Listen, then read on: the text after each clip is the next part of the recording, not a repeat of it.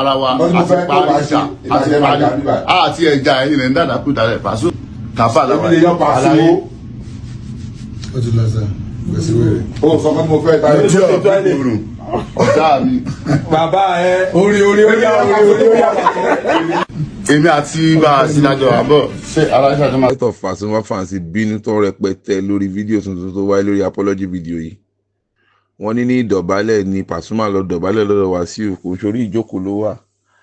Ó dàpọ̀ orí ìjókòó yẹn gangan ló wá cause serious trouble báyẹn jọ ẹ jẹ́ ká gbọ́ lẹ́nu lára àwọn Pasuma fans. Tí o ti bímọ ògo bí Pasuma ó jáde ńbẹ lágbára lọ. Àwọn èèyàn ń bínú gan.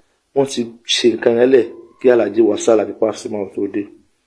Eléré tiwa ìwọ tó fẹ́ Wasiu Alabi Pasuma bóyá nítorí kúrò ńbẹ ẹ má sọ nǹkan kan pa ọ̀rọ̀ Táyé mọ́.